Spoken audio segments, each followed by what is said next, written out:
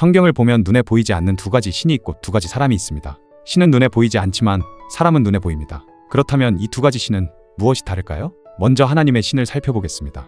요한복음 1장 1절 태초에 말씀이 계시니라. 이 말씀이 하나님과 함께 계셨으니 이 말씀은 곧 하나님이시니라. 하나님은 말씀이십니다. 말씀과 하나님은 같은 분이십니다. 누가복음 8장 11절 이 비유는 이러하니라. 신은 하나님의 말씀이요 성경은 시가 하나님의 말씀이라고 직접 증거합니다. 신은 말씀이고 말씀은 하나님이십니다. 그렇다면 마귀의 신은 무엇일까요? 요한계시록 12장 9절 큰 용이 내어 쫓기니 옛뱀 곧 마귀라고도 하고 사단이라고도 하는 온 천하를 꿰는 자라. 요한계시록 20장 2절 용을 잡으니 곧 옛뱀이요 마귀요 사단이라. 성경은 용과 옛뱀과 마귀와 사단이 모두 같은 존재라고 밝혔습니다. 이제 두 가지 씨를 살펴보겠습니다. 사람의 몸은 집과 같아서 누군가가 거할 곳입니다. 어떤 씨가 뿌려졌는가에 따라 그 사람의 정체가 드러나게 됩니다.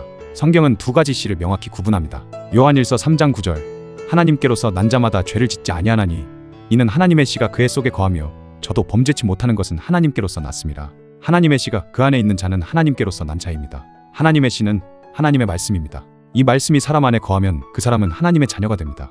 그렇다면 마귀의 씨로 난 자는 어떤 사람일까요? 길가에 떨어진 씨는 마귀가 말씀을 빼앗아간 사람입니다.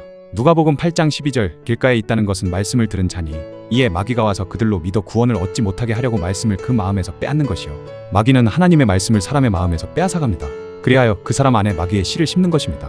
사람은 두 가지 씨 중 하나를 선택해야 합니다. 하나님의 씨인 말씀을 선택하면 하나님의 자녀가 되고 마귀의 씨를 선택하면 마귀의 자녀가 됩니다. 성경은 말씀합니다. 요한일서 3장 10절 이러므로 하나님의 자녀들과 마귀의 자녀들이 나타나나니 두 가지 씨의 결과는 완전히 다릅니다. 하나님의 씨로 난 자는 생명을 얻고 마귀의 씨로 난 자는 멸망을 받습니다. 여러분은 어떤 씨를 받으셨습니까? 요한일서 4장 1절 사랑하는 자들아 영을 다 믿지 말고 오직 영들이 하나님께 속하였나 시험하라. 많은 거짓 선지자가 세상에 나왔음이니라. 영이신 하나님은 말씀이고 말씀이 곧 영입니다. 하나님의 목자라고 일컫는 자가 하나님의 말씀을 전한다고 할 때 신명기 18장 22절 만일 선지자가 있어서 여호와의 이름으로 말한 일에 증언도 없고 성취함도 없으면 이는 여호와의 말씀하신 것이 아니요 그 선지자가 방자히 한 말이니 너는 그를 두려워 말지니라. 성경에서도 이렇게 증거합니다. 하나님의 이름으로 말씀을 전할 때 증거도 없고 성취함도 없으면 하나님이 말씀하신 것이 아니라고 증거합니다.